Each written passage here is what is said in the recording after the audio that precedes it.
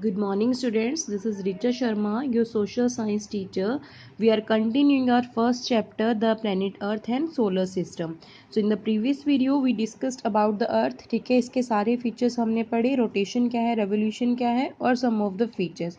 Now we are going to discuss about the satellites, ठीक है.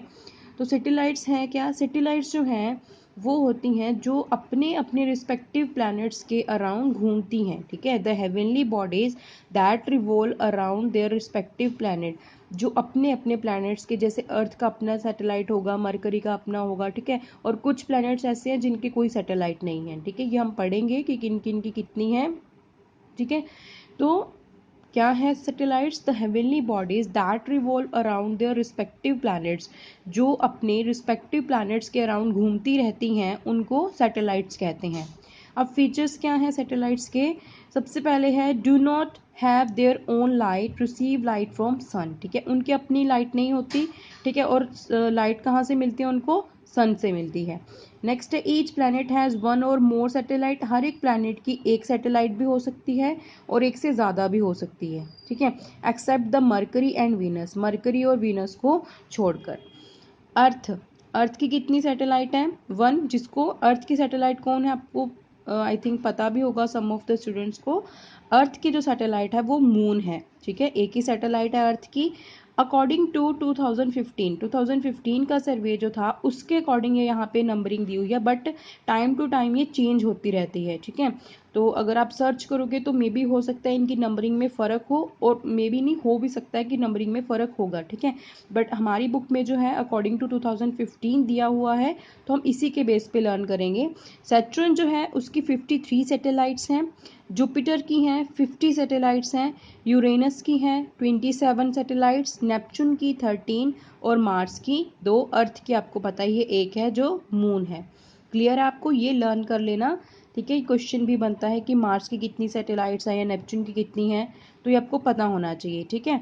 Saturn की 53 है, जुपिटर की 50 है, यूरेनस की 27 है, नेपच्यून की 13 है, मार्स की 2 सैटेलाइट हैं, ठीक है. इसके बाद हम अपनी अर्थ के, क्योंकि इस चैप्टर में एज द हेडिंग कि हमारे पास हेडिंग है कि the planet earth and the solar system, तो हम अर्थ के ही बारे में ज़्यादातर इसमें डिस्कस करेंगे, ठीक है. तो अर्थ की जो सैटेलाइट है वो मून है. अब मून के बारे में हम पढ़ने जा रहे हैं. सबसे पहले इसके फीचर्स देखो.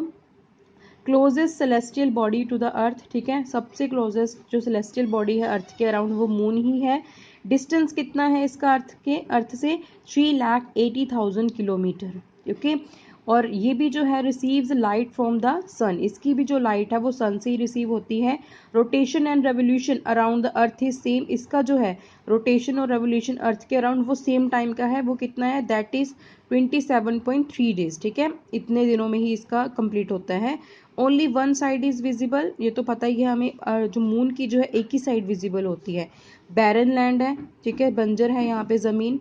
टेम्परेचर जो है rises to more than 214 degree Celsius, दिन में इसका टेम्परेचर 214 डिग्री सेल्सियस तक बढ़ जाता है. एंड फॉल्स डाउन टू, और रात को जो है -184 degree Celsius during the night. रात को जो इसका है टेम्परेचर -184 डिग्री सेल्सियस हो जाता है. मतलब दिन में एक्सट्रीम गर्मी होती है यहाँ पे और रात में एक्सट्रीम ठंड, ठीक है. तो ये आपके मून के फीचर्स हो गए. नाउ इसका जो मेन क्वेश्चन बनेगा आपका एक फेजेस ऑफ मून, ठीक है. फेजेस ऑफ जो मून है वो क्या है, इस डायग्राम के थ्रू आप समझोगे इसको. देखो मून के जो फेजेस है, सबसे पहले न्यू मून होता है, ठीक है. न्यू मून जिसको हम अमावस्या बोलते हैं ना, बेसिकली घरों में होता है कि आज अमावस्या है, पूर्णिमा है, तो वो मून के फेजेस पे डिसाइड की जाती हैं, ठीक है.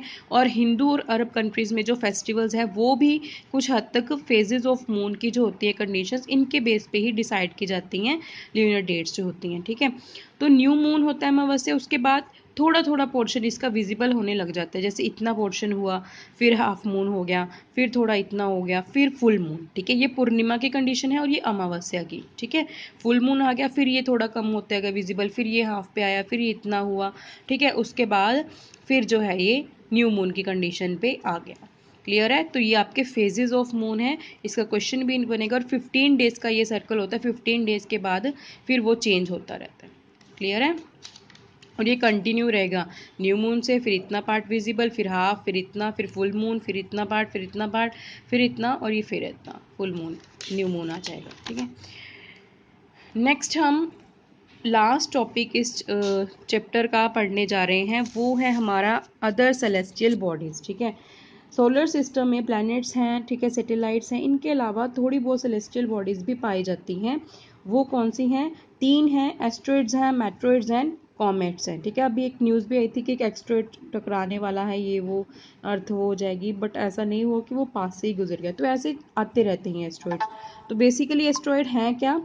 सबसे पहले है रॉकी स्पेस ऑब्जेक्ट। ठीक है, इनका जो स्पेस मतलब कि स्पेस होती है, जगह होती है, वो रॉकी होती है, मतलब पथरीले होते हैं ये ऑब्जेक्ट्स। ऑर्बिट सन, ठीक है, सन के अराउंड ऑर्बिट रहते हैं ये, मतलब घूमते रहते हैं एक्सिस के ऊपर। मेट्रोइड्स क्या है? Next, little chunks of rock, छोटे छोटे टुकड़े हैं पत्थरों के। ठीक है, फॉल ऑन अर्थ सरफेस, अर्थ के सरफेस के ऊपर ये गिरते रहते हैं। Most of them breakup in the atmosphere, कुछ तो जो है वो एटमोसफेयर में ही टूट जाते हैं, बिखर जाते हैं। ठीक है, और कुछ जो है वो गिर जाते हैं। नेक्स्ट है हमारे पास कॉमेट्स। कॉमेट्स जो है small bodies with the head and luminous tail, इनकी स्मॉल बॉडी होती है। ठीक है, एक सिर होता है, एक टेल होती है, पूंछ होती है, इनको पूंछल तारे बोलते हैं ना, वो कॉमेट्स के अंदर आते हैं। Made up of dust and frozen gases, इसमें क्या पाया जाता है? डस्ट होती है और फ्रोजन गैसेस। ठीक है, थोड़ी ठंडी गैसें होती हैं। Appear after a long period in the sky, काफ़ी लंबे समय के बाद ये स्काई में दिखाई देते हैं। एक कॉमेट जो है जिसको हेलिस कॉमेट कहा जाता है, वो हुआ था स्काई में अपीयर आफ्टर 76 ईयर इंटरवल, 76 साल के इंटरवल के बाद वो दिखाई दिया था।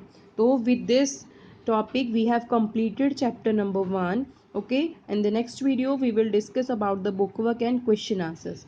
Till that, read the chapter carefully and try to understand it. Thank you.